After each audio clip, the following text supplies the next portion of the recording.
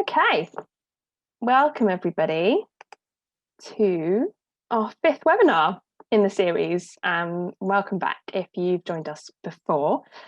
Today we're talking about working with a partner to deliver community-led housing, and we've got some really great guest speakers to talk us through it today. So as usual, a bit of housekeeping from me first before introductions. Sorry if you've already heard this a lot before. But attendees, you will notice you don't have audio or video on at the moment. So it's a bit different to having a Zoom meeting. That's the default for the duration of the webinar, but there will be an opportunity to come onto the screen later if you would like to, and I'll explain how to do that now. So you should see a little row of some buttons along the bottom of your screen. These will enable you to participate in a couple of ways. So you can ask a question using the Q&A box, or you can hit the raise a hand button, and that alerts me as the host that you would like to join with your audio and video to ask a question in person. What we'll do is we'll have our presentations first, so that if you raise a hand during this time, I won't come to you until the second half of the webinar, which is dedicated to questions. But you are more than welcome to do that, just so I know. There is another chat box, it should be on the right hand side, where you can put general comments, links, resources, etc. that other participants may find helpful. But do make sure if you specifically have a question that you want answering, that it goes into the Q&A box at the bottom. That's just easier sort of for me to see and manage. So this webinar is being recorded and it will be uploaded onto our Vimeo channel tomorrow, where we're collecting a really nice series of recordings. It's a really good resource for the future if you ever need to come back to them about lots of different subjects. You can ask your question anonymously in the Q&A box if you don't want to be identified. And then finally, you'll probably have seen when you logged on that I've got a poll. So thank you if you've already answered that question, but it's just really interesting to help us find out roughly where people are joining us from. Yeah, we're not stalking you, promise. Okay, so that's housekeeping done. On to introductions. I'm Hannah. I'm facilitating today, and I work with Colin McDonald, who's also here on the Wessex Community Housing Hub. And the hub provides support and guidance for people in the Wessex area on their community housing journey. We're also joined today by three great guest speakers who will be sharing their experience of this stage of community-led housing. So first we'll be hearing from Louise Lote, who's a senior land manager from Abbury Housing Association. Then I've got a short video to play from Carl Hine from Astor Housing Association. And then finally, after that, we'll be hearing from our second delightful Colin Salisman from, he's a head of development and acquisitions at Bournemouth Churches Housing Association.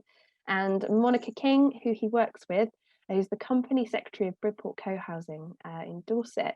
And they'll tell us about their current partnership working on Bridport Co-Housing.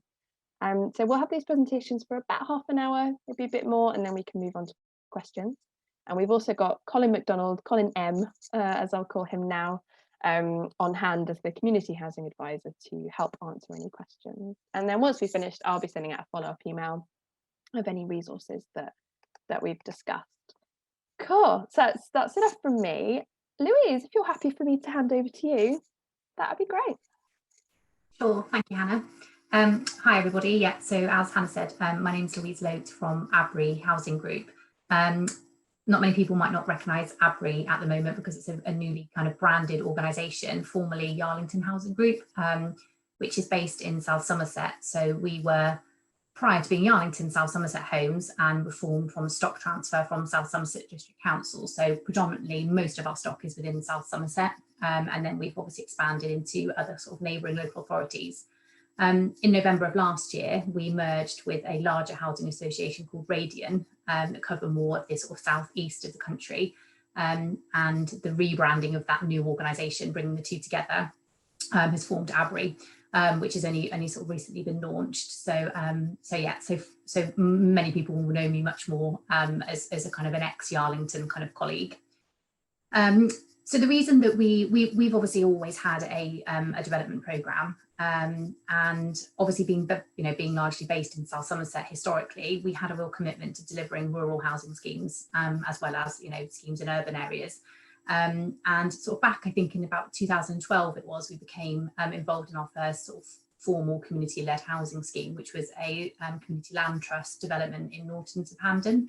And the kind of reason that we started looking at this model really was because we'd had some challenges on that particular site. There were some sort of challenges with local support. On one hand, we had a huge amount of local support, and then on the other hand, we had some people really wanting kind of another site to come forward. So the best way for us to really, we don't want to go into small communities and impose development on them. By the sort of supporting side of the community coming together and forming a local community land trust really meant that we could really use that kind of power of local support and involvement to try and kind of make sure that the project we delivered was what the local community actually wanted. And that was really our first flavour of community, sort of true community-led housing, which came with some challenges because it wasn't only our first sort of CLT scheme, but it was also the first scheme that South Somerset had done. So it was a new model for everybody really. So we're all kind of learning as we went. But it was a really a lovely scheme and a really successful product. Since then, we've now gone on and we're sort of working now on our fourth project with a CLT, and they've kind of ranged in size from the smallest was just only 6 homes, and then some of the sort of the larger ones have been up to 15. They are large, they are generally quite small schemes, just because of the nature of the small rural communities that come forward. Obviously don't always have the housing need or the sites available to support a much larger development. Essentially what the real benefit we find in working these is that it brings forward the much needed affordable housing in the local areas that otherwise just would not come forward. And as well as that, it brings forward sites as well, because often, local landowners, are not always interested in selling their sites, but what they are interested in is helping their communities become more sustainable and providing some local affordable housing. And so therefore, by forming a community land trust, not only does it bring forward those difficult kind of schemes, but difficult in terms of site logistics, but it also means that there's a stronger local connection than there would normally be in a scheme that's just developed by a housing association or a private developer. So that's really why we've become involved. And what's really great about them is that the community groups that we've worked with ranged. Some people have had some experience in either some sort of property management or development or finance. Other schemes that we've worked with, the people haven't. What they do have is a huge passion and desire to provide some affordable housing for their communities. Often they're not the people that are going to benefit from them themselves. They are often maybe sometimes the more retired sort of folk in the village that maybe have a little bit more time on their hands that they can invest, because they are a huge resource. And I'm always quite astounded really by the commitment that's shown by the local communities, because it is, particularly in their early stages, it is an awful lot of work in trying to find a site, do that initial kind of legal work to secure the site, and then go forward into sort of designing the scheme, closely with the communities. So it really does help to have that supportive kind of community spirit behind you. So yeah, we've just found that they have produced, they're never going to be kind of the groundbreaking scheme numbers. We're not looking to develop massive schemes through community-led housing, but what they do is deliver those really key, important, small number of rural homes that are much needed and that often perhaps get a little bit sort of left to the side because they are generally quite expensive and quite difficult and quite challenging.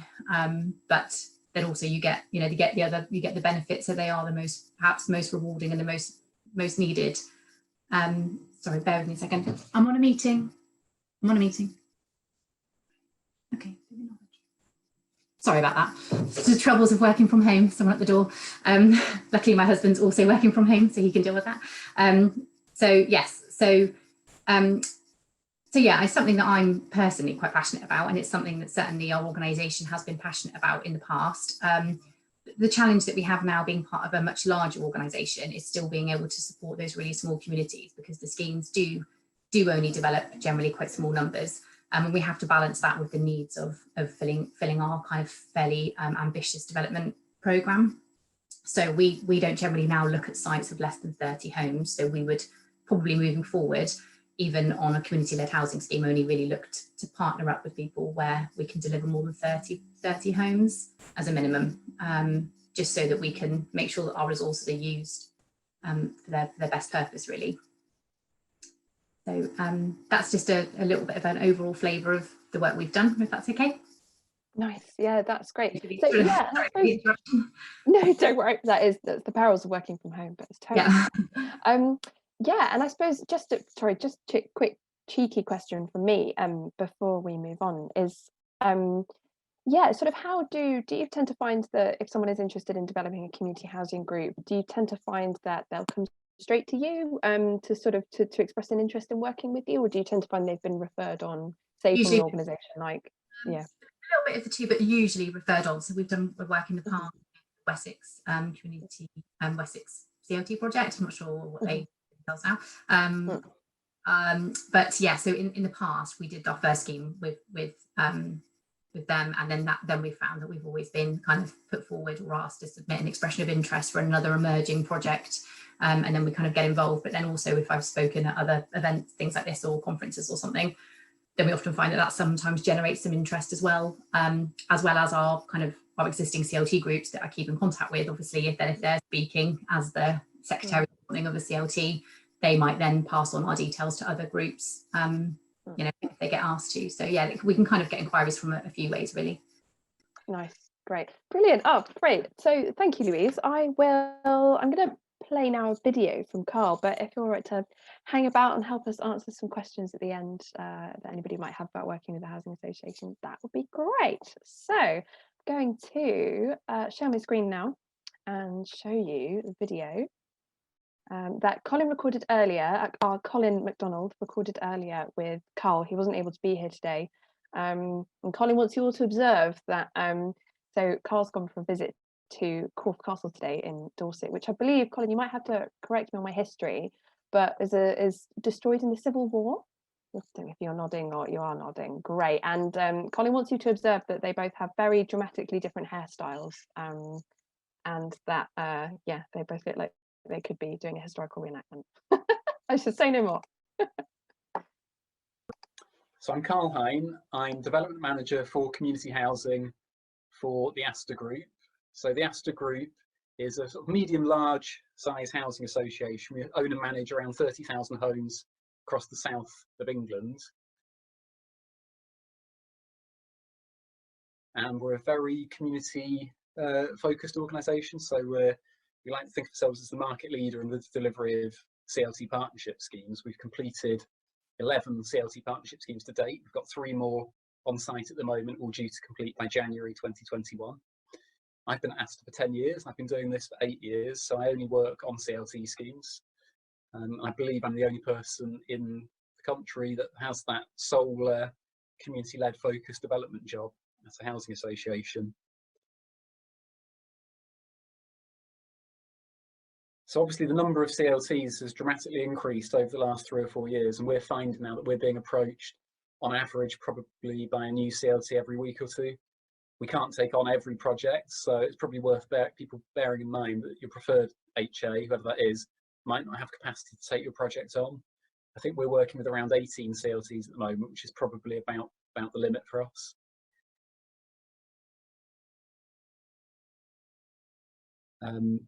There are sort of red lines, things that we absolutely need CLT schemes to comply with, and the main foremost one of those is borrowing against completed homes. That's something we really can't compromise on because we only own just over 30,000 homes. We're building over 1,200 per annum.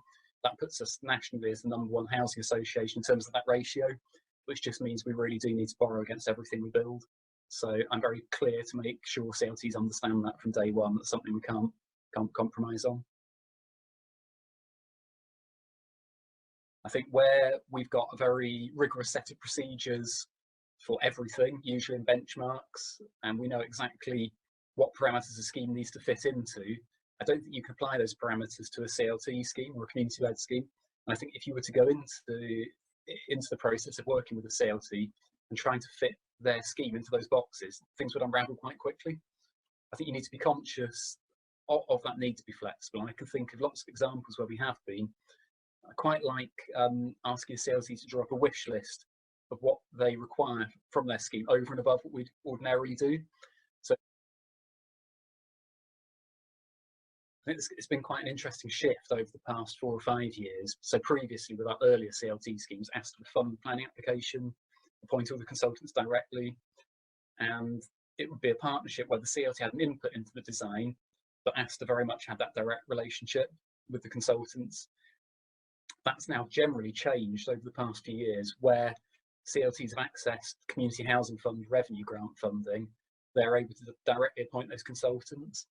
I think there are benefits to that for both ASTA and the CLT. I think for ASTA, it's great. It de-risks a project for us. If the CLT is looking at a particularly challenging site, the fact that we're not having to invest £50,000 or £60,000 at risk to attempt to get planning permission is fantastic for us. And it means we can push that scheme forward to our sort of first stage of approval. The one thing we have to be mindful of, where the CLT is appointing directly, we just need to make sure that all the consultants know straight away from the outset that they'll need to provide a letter of reliance for us, so we can rely on the work that they've carried out for the CLT should we need to. As an example of that, Solcombe CLT, who we're working with Wessex at the moment, have been absolutely brilliant in ensuring the first thing all their consultants do is provide that letter of reliance. So there's no chasing at a later stage, and that's been really, really helpful. I think in terms of what we need from a project, ideally when a scheme's brought to us by Wessex, for example, if you have a willing landowner who understands the approximate land value of their site, if you have a view from the planning officer saying that in principle the pre-application advice is this site is suitable, subject to X, Y and Z, I think that's important. And ideally some draft heads of terms both between ASTA and the CLT, and a tripartite set of heads of terms between ASTA, the CLT and the landowner. And all that presupposes that we're talking about a land-led scheme where we're buying the site in partnership with the CLT and developing it.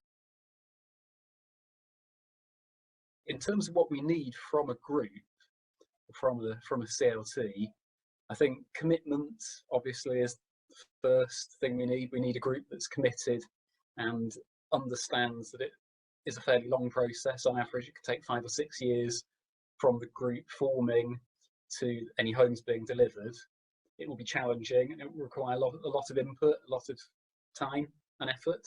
So I think commitment's the first thing we need, enthusiasm. I don't think we need any specific professional expertise, though we often get that. I think that's less important. I think the enthusiasm and the commitment is what is key. It's a good place to leave it. Enthusiasm and commitment is key. And a good segue, I think, to move on to Monica and Colin. Before I do, I just want to, and I don't know if it's useful for attendees who are here, you might already know everything that there is to know about community-led housing, different types of groups that you can be. But if you would find it useful, we have from a previous webinar series, we did some webinars on, you know, the differences between what is it to be a community land trust, what is it to be co-housing, housing co-op, etc. So if you would find that useful to delve a bit further into the different types of model that you can set up as, in the follow-up email I'll be sending will be a link to that video channel where you can find all of those videos. Because if I hand over to you now, Monica, one of the things that's interesting about Bridport co-housing is, forgive me, I don't actually know if it's a community land trust or not, or is it solely a co-housing scheme? So as a question from a novice, maybe that will help kick off your partnership that you have with BCHA. Oh, I've just unmuted you, hang on a sec.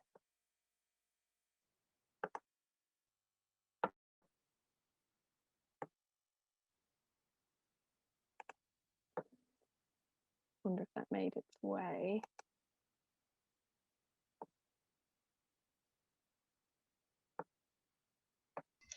I've done it. Right. No.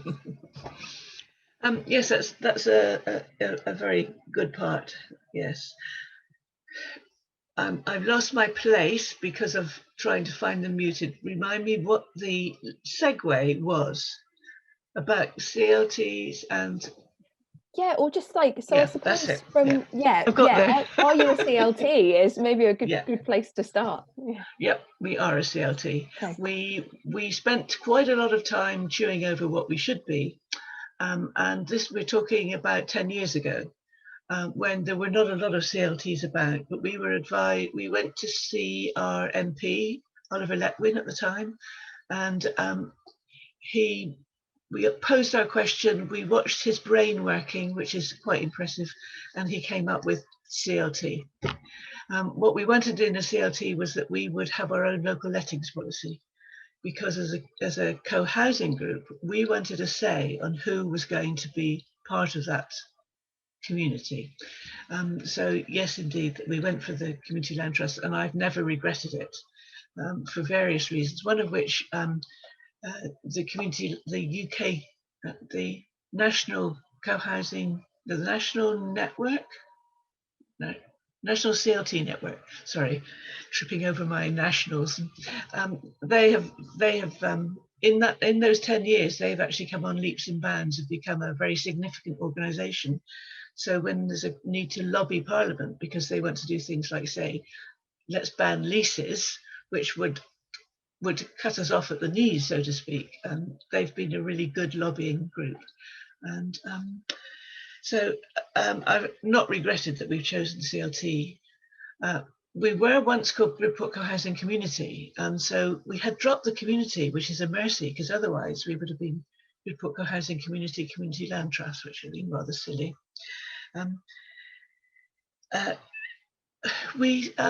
When we started, we actually had a housing association partner, and our model was, we wanted to produce a reproducible model as like how to do co-housing.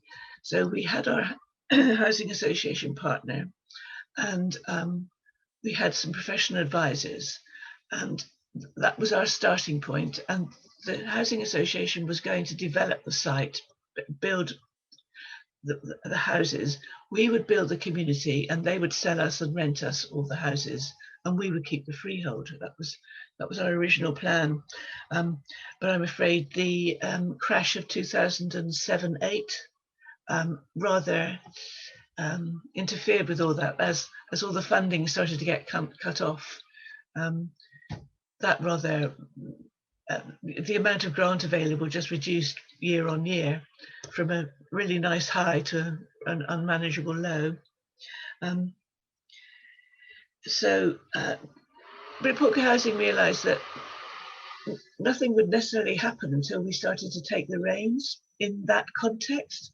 So we went on to appoint an architect to build our common house, and eventually we went on to buy the land with a loan offer that we made, and we also had money from local and central government that helped us.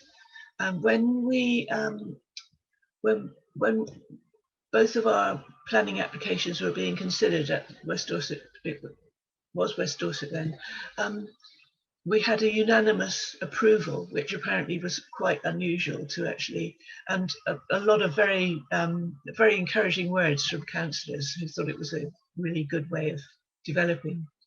And on that note, I noticed that Louise was saying about developing sites with about 30 or nothing less than 30.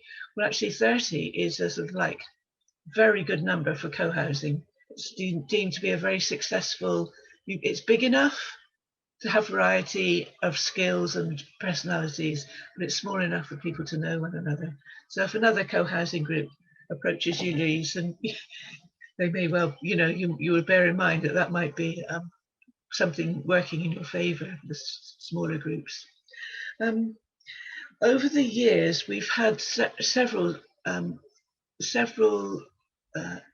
RP partners, and it's a lot of the time it's been because of funding, the reduction in funding, that in the end housing associations have had to merge, which is what Louise has been experiencing in like a second round of, because this started back in about 2012 that the housing associations were merging, and that brought in quite a lot of delay to our project, because if you're restructuring, you can't do anything until you've completed your restructuring, and that was one of the negative aspects of actually being reliant on a housing association partner.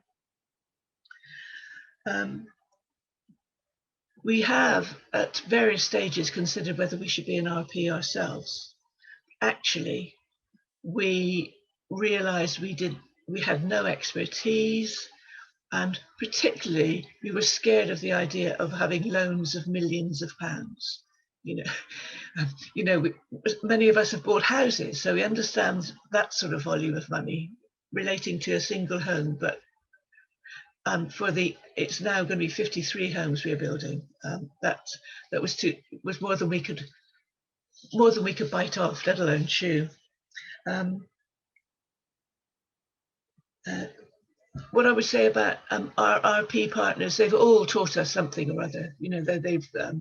We've learned enormously from their experience, and one of the reasons we're now in partnership with BCHA is, that they have huge experience of, for example, compliance with regulations, satisfying the government on its rules, and an awareness of that at every point in the development. So those are the sort of things we especially, and it's not just a compliance with government, but having homes that you manage, that people are your tenants. So all the people who live in Bripotco housing will be members of Bripotco housing, whether they're renters or buyers.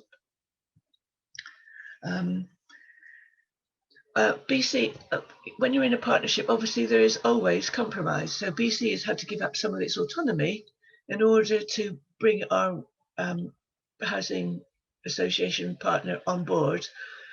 But in any compromise, you weigh up the benefits and the disbenefits, and we feel that it gives us credibility.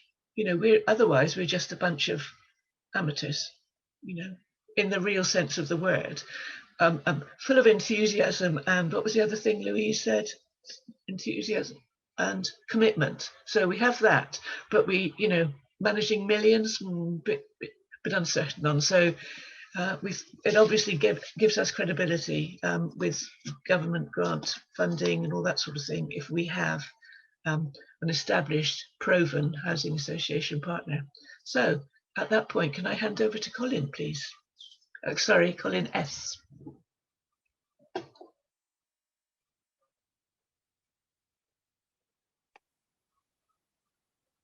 I'll just unmute you. Hang on a sec, Colin. Oh, I think I can do that anyway.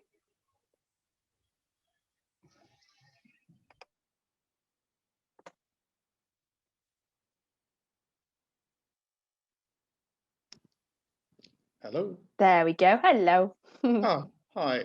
Right. Thanks, Monica. Hello, everybody. I just thought I would just give a perspective about sort of BCHA's approach to working with CLTs, and then this sort of ultimate project, or this latest project with Bridport Co-housing. I think for 5 or 6 years, BCHA, one of my targets to my committee and board was to actually show commitment to working with a CLT or a number of CLTs, and the sort of initial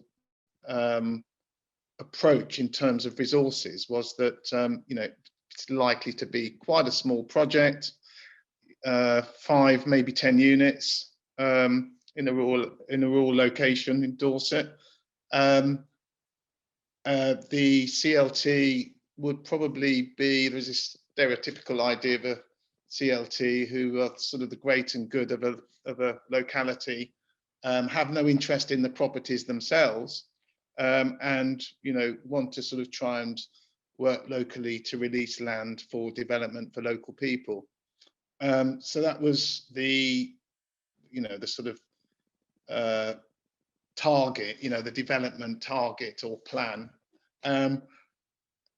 We then had an approach from Monica and her colleagues, a very informal approach. We actually met for lunch and visited this lovely field next to Bridport Hospital, community hospital, in which they said they actually had planning consent for 51 units on a sort of 7-acre site. So actually it turned from this stereotypical idea of what a CLT scheme or project looks like to what could be BCHA's largest ever scheme, ever sort of non-supported scheme, because we're traditionally a supported housing association, although we're now sort of providing, sort of 50-50 housing in terms of general needs, shared ownership housing, and 50% supported housing. So Monica and her colleagues actually certainly convinced me that the project was one that was worth pursuing, simply because they'd done so much of the groundwork already. And I know Monica mentioned that they were amateurs, but actually they'd done so much. They'd virtually gotten planning permission on this huge field. They'd received quite a lot of funding to buy the site, and they had been fundraising themselves. So they've done so much work. So what I had to do was try to fit what they were actually bringing to the table to our board, who had this view of what a CLT looked like.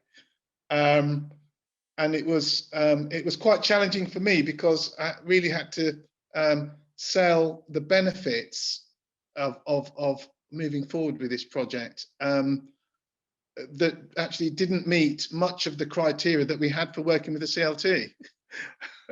So the good things, or the positive things though, were that there was quite tacit or positive support of grant funding from Homes England, from Dorset Council. It actually constituted our largest project, and probably one of the largest CLT projects, probably locally, and I think it was mentioned nationally as well. I had to sell the value for money aspect, because most of the land was transferred to us at a very peppercorn amount. I had to sell the value to the residents as well, the affordable living, and the whole concept of co-housing, living, where the idea, or one of the core ideas, is that you actually have a common house, a small sort of community type centre or building at the heart of the development, at the heart of the design. And again, that was I thought of a fantastic benefit of this development, because we've always talked about community facilities and providing somewhere for people to meet and to ensure that residents can support each other, and that from a supported housing perspective, that no one's lonely or isolated, and that people actually have the opportunity to support each other. And these were some of the positives and the benefits that this project was bringing to the table.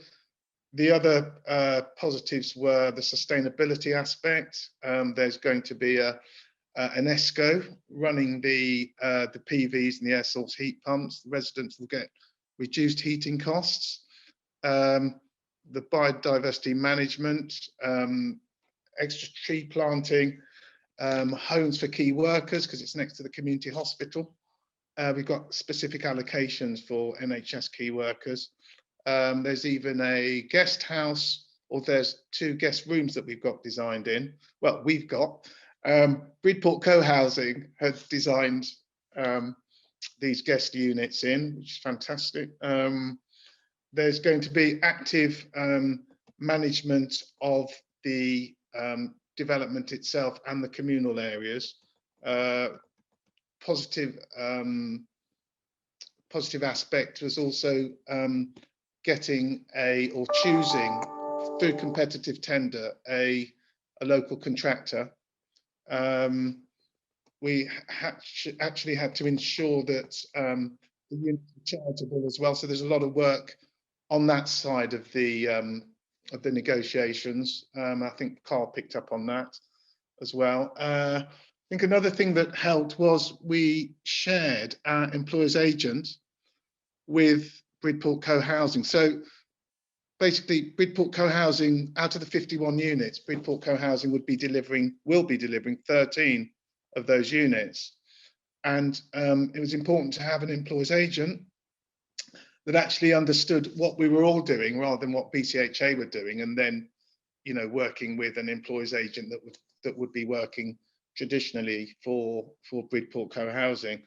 So we gave Bridport Co-Housing, I think, some free hours with our employer's agent, and so we've now got a contract where we share the employer's agent, and we're, you know, having our project and site meetings with one employer's agent managing the whole contract on behalf of both of us.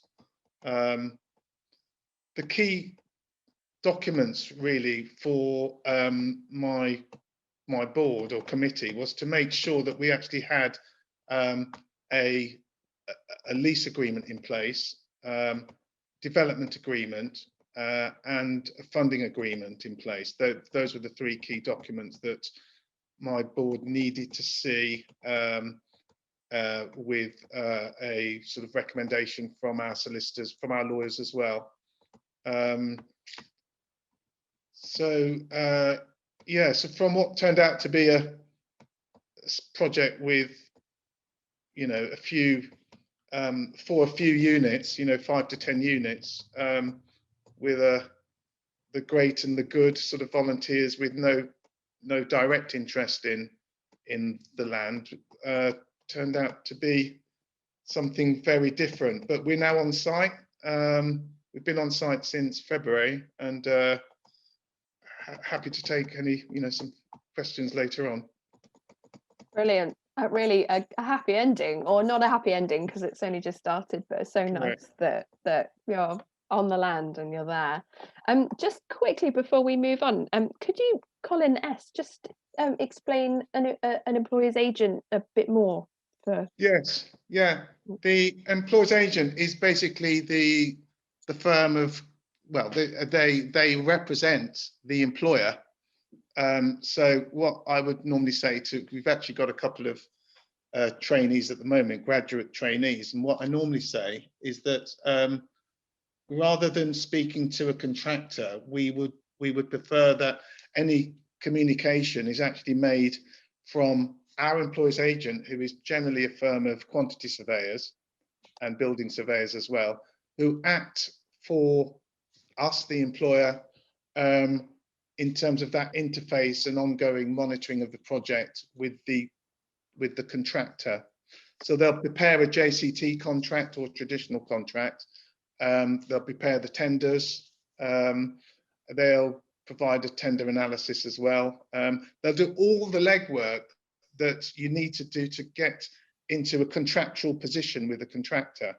And they'll also do the ongoing project management until practical completion, and actually defects as well, 12 months after post completion.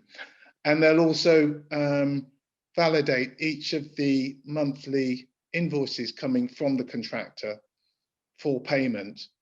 So they'll make sure that everything, you know, everything the contractor says has actually happened before recommending payment. Okay, great. Yeah.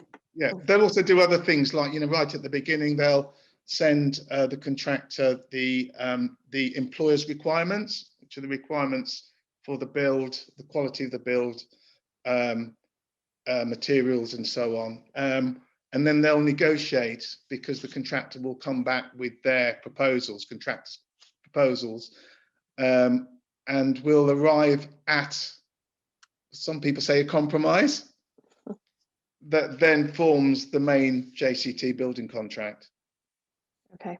Oh, brilliant. That's great. Thank you so much. Okay, so it would be great now if folks are happy to start sending us in some questions, if you have any. A really good spread of hearing from some housing associations, and a real life partnership that we've got for you to quiz. So yeah, whack your questions into Q&A. Alternatively, if you want to join us on screen, if you're feeling brave, we don't bite, I don't think, you can hit the raise a hand button, and I'll let you in. So first, I've got a question from Vernon, who said, I am concerned that the trend for housing association mergers leads to minimum house numbers rising, e.g. the figure mentioned by Louise would be neither appropriate or acceptable in my village. Is this trend inevitable? Do we need to get a move on to partner with a HA while there are still any which our CLT can work with? Everyone and anyone, I'll put that to you. I think there's always going to be specialist housing providers out there that do work, specifically on smaller projects. So I think it's just about finding an appropriate partner. And a bit like Carl's role in Astor, like he said, his role is to deal with community-led housing, and he works for a 30,000 strong housing association. So I think that's a really bold statement by Astor, that their commitment to community-led housing and the amount of projects that they deliver. So I wouldn't like to say that just because that's our strategy is minimum 30. Currently, these things change.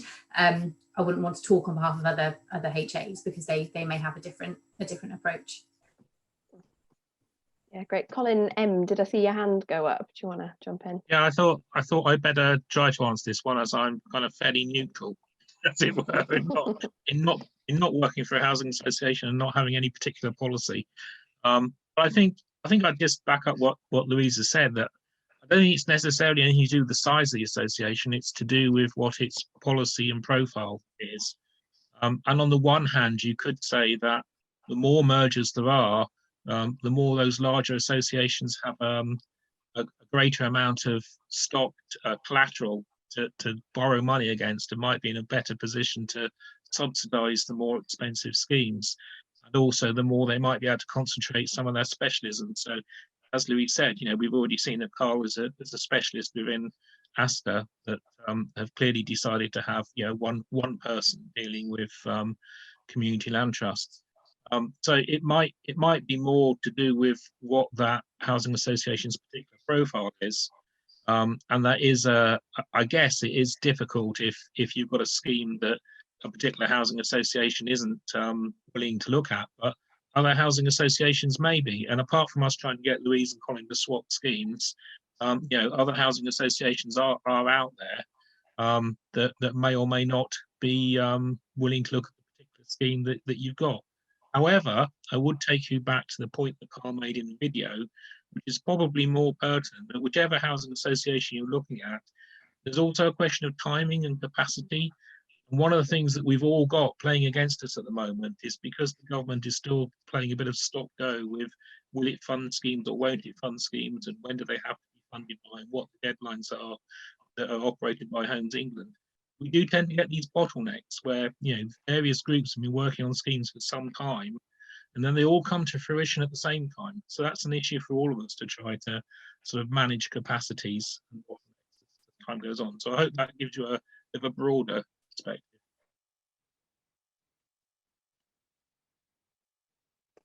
Great. Okay, so unless anyone else wants to jump in on that, I shall. Yeah. Can I just mention that? Yeah.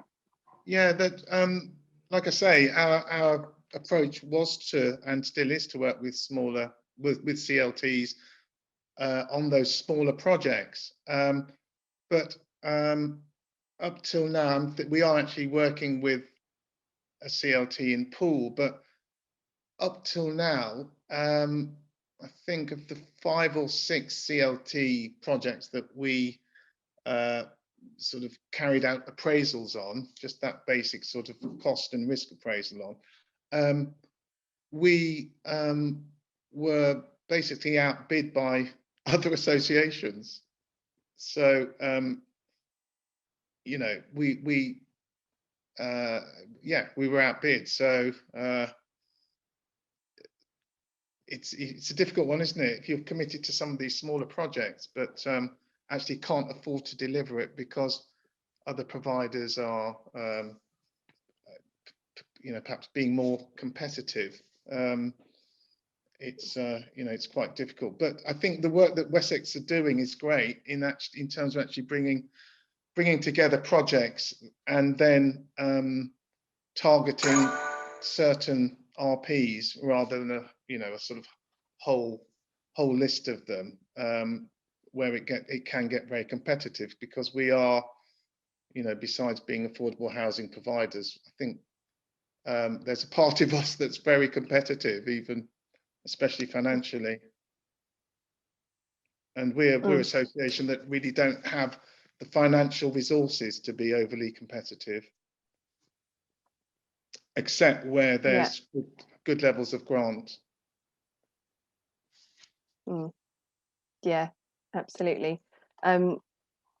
Great. And so Bernard's just sort of replied saying, yeah, it seems that there is so much demand for smaller schemes that those housing associations that will take them on have no capacity. So I suppose it's a good opportunity to flag, like, to work with, say, organisations like Wessex Community Housing Hub or your regional hub, if you're from out of the area, who can help with that partnership process. Great. So I will let Bill has raised a hand, so let's see if you want to join us to ask your question, Bill. My question is concerning, can you hear me? Yeah, I can hear you. Yeah. My question is concerning planning. Now, in a normal application in normal times, a pre-planning application is made for the views of the local authority over sites of special interest. Now, we know there's a backlog there, and with our partners participating in a conversation with the planners, do we feel that pre-planning can be skipped and go straight for planning if that's applicable? It's just the thoughts of people really on that. Great. So does anyone want to? Monica's raised a hand. Shall I unmute you, Monica?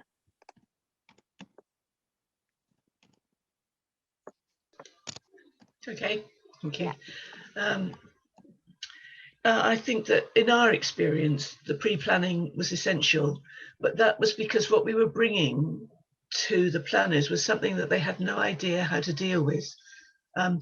They knew about CLTs, but they didn't know about co-housing. So the first time we spoke to them as co-housing.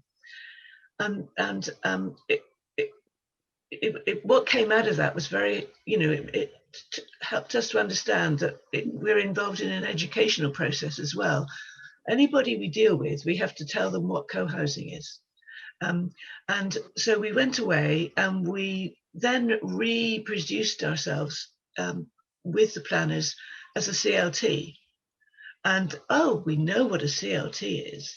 So that pre-planning application was, I would say, was essential to us. If you've got a more standard application, that may not be the case, but ours was that was the case for us.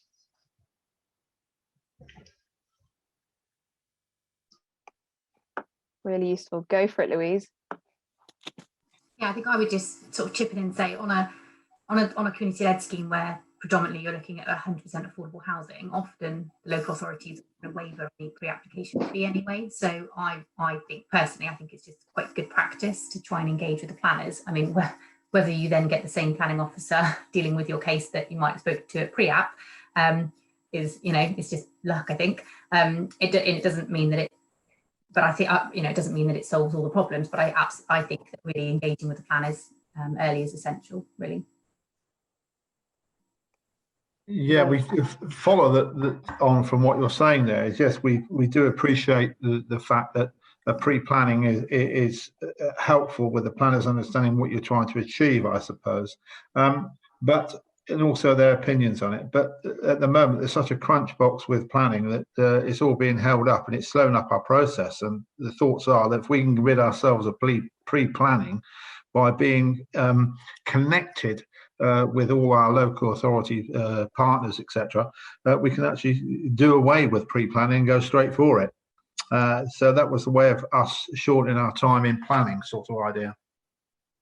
Yeah, absolutely. I think if you're confident that you're putting forward a policy compliance scheme and you've done the effective, local consultation, which no doubt you will have done if it's community led anyway, and you're not doing anything that's obviously non-compliant, then yeah, if you can shortcut the planning system, then obviously go for it. But personally, I think trying to engage with them is key, but often engaging with local authorities and housing enabling teams is where they can help, because essentially they all want housing to come forward, and affordable housing often is not supposed to be put to the top of the pile, absolutely not, but sometimes it just can be a little bit if you just engage with a housing enabling team and get them to support you a little bit and have a kind of informal pre-app, just with a planning officer around the table, just to get some steer on something. It's just worth probably getting that advice if you can get it. But I do appreciate that the resources in planning departments is just becoming even more tight and difficult, and obviously now with home working and things like that, it's certainly a challenge. I share your pain. Thank you. That's exactly where we're going, I think. Well, mind you, we are developing a bunker, war zone and everything. So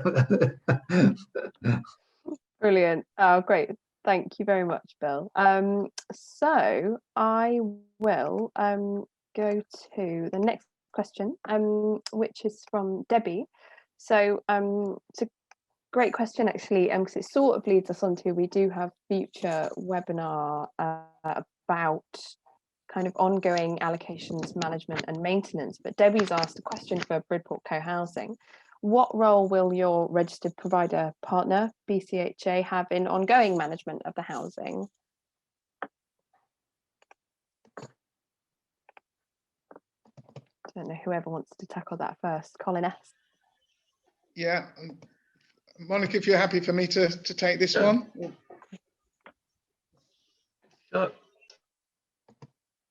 Yeah, I mean, we did, as Monica mentioned, we did stress the importance of having a core role in the estate management, particularly of the common areas and the common house, and that is very core to the co-housing concept. But I guess from our sort of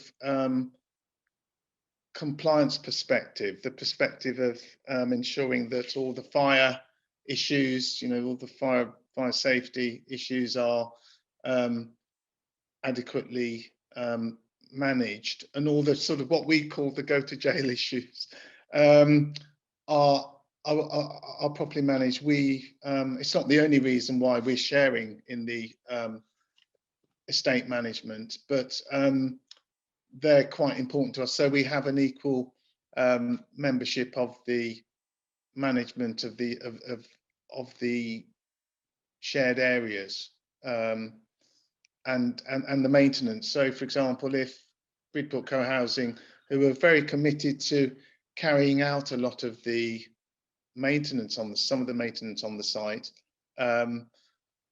if they're for whatever reason can't be carried out, then our we would ensure that our own sort of subcontractors carry the work out and that work is recharged. But ultimately, though, we want to ensure that Bridport Co-Housing keep as much control of the management as they physically can.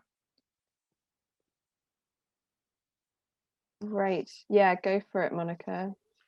And so that's the ongoing everyday angle of life. At the moment, we're going through a process whereby all our members, first of all, they go through what's called nominations, and then they go through allocations. Nominations is a subcommittee of our directors, our board, and so a member of Bournemouth Churches Housing Association sits on that subcommittee, as does a member of the local the parish council and of the district council, so that basically we regard them as our stakeholders. And there are an equal number of members of Bridport Housing also on that committee. And so a case is brought, you know, for example, my application to live there would come through anonymously, and those 6 people would check how closely my application complies with our requirements. So the key thing is that we are local people. That's hugely important. But we are also looking for families and diversity. So, so for example, people over 60, we could fill our site with people over 60, but we're planning an intergenerational neighbourhood. So, Bournemouth churches play a key role in who we deem to be suitable. They've satisfied the criteria in our local lettings policy. So, and then the allocations, of course, we deal with the allocations of the buyers, whereas we'll work with Bournemouth churches and the district council on allocations for renters of the WCA houses. Thank you. Great, really useful. And yeah, just if there's any extra stuff that you want to know about allocations and management in the future, sort of ongoing relationships, we've got the webinar on allocations management and maintenance, and that's going to be with not sure about our second speaker just yet, but I think it's Khalid Mayer from Imani Housing Co-op in London. And then probably Liz Maunder from Norton Southampton CLT, who I think you've worked with, Louise. I think that's great. Yeah, great. So just to kind of wrap up, I was wondering if Colin M, our housing advisor, had any sort of last questions that you wanted to maybe put to our speakers that might be useful to draw out. But don't worry, if I'm putting you on the spot, don't worry. No, I think I wanted to make a couple of comments. I certainly wanted to echo something Monica said earlier, which is that a lot of these decisions are about which compromises to make, and weighing up the benefits and disbenefits. And so the whole question of can you go it alone? You actually need a housing association partner. Well, you can go it alone. It's a different set of hurdles that you have to cross. And one of the advantages of working with a housing association is, as has been keenly demonstrated by Louise and by the other Colin and by Carl in the segment, that heavy lifting can get done for you. And all of these sort of arcane systems that are difficult to navigate, like planning and how you manage contractors, and just what is an employer's agent and who are all the contractors and what they will do.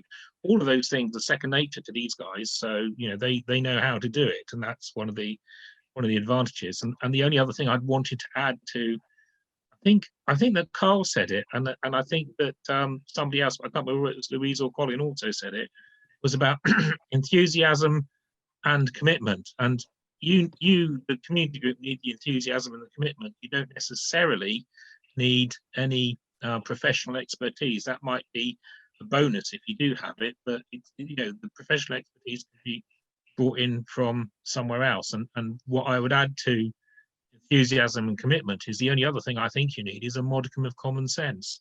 And if as a group you don't have a modicum of common sense, then no housing association is going to work with you. That's quite, just straightforward.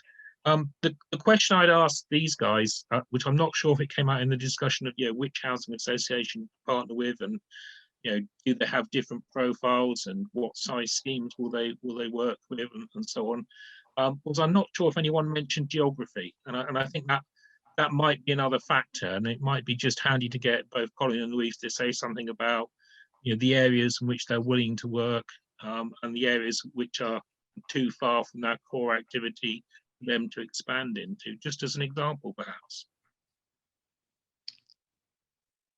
Yeah, great. Colin, you happy to take that one first? Yeah. I mean, our geography is really defined by our sort of satellites and our head office and our main head office in Bournemouth.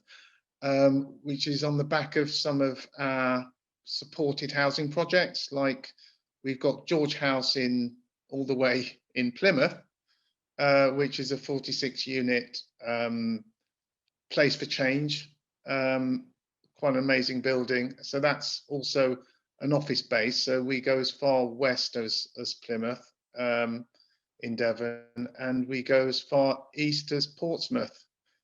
But Dorset really is our heartland, and I, personally would prefer to focus most of our work close to Dorset and the Dorset borders. So that would include South Somerset as well and parts of Wiltshire. But we wouldn't have a problem going, further east and further west. The only other point I'd make is that I think it's important that the actual housing association itself shows and tries to demonstrate that sort of commitment and enthusiasm that the CLTs bring to the table as well, because otherwise, if you're embarking on this type of, certainly the type of scheme that we've embarked on, there'll be so many board members, committee members, and even executive officers who just think this is not core business. So I think you've got to have some sort of way of managing that dampening of enthusiasm, of their enthusiasm. Yeah, great, brilliant. And yeah, Louise, same question to you.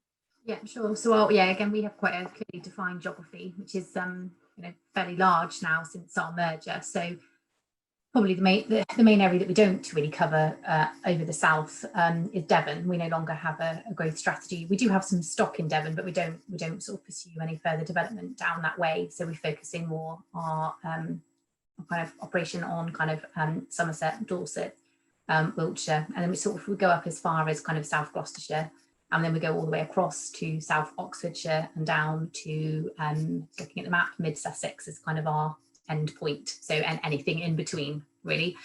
So a fairly big, fairly large patch now across the south country. So great, brilliant. Thank you so much. Great. So I think we've just gone beyond 3 o'clock. So I'd best wrap us up. So yeah, it's just a reminder, if you're looking at the moment, if you want to embark on your community-led housing journey and you would like to partner with a housing association, definitely do get in touch with your regional hub, because they do an excellent job of signposting you to some of the people that you might want to speak to strike up that partnership. Great, so it just leaves me to say thank you so much to our guest speakers today, to Monica King, Colin Salisman and Louise Lote, and thank you remotely to Carl for giving us a little video recording. It's been really great to talk to you, and thank you for providing lots of insights that hopefully people can go away and mull on to help them with their next steps. Our next webinar next week is talking about if you are sort of building it yourself. So we are definitely talking to, my mind's gone blank, I can't remember who we're talking to. We're talking to a chap called Hugo Davies from Broadhampton CLT, and I think we're just confirming our last speaker, but that should be a really interesting one as well. So in the follow-up email, I'll send you the list of the future webinars that are coming up in case you want to sign up to those as well. But yeah, thank you so much to our guest speakers for joining us. Hope you'll have a great afternoon and see some of you next week. Cheerio. Bye bye.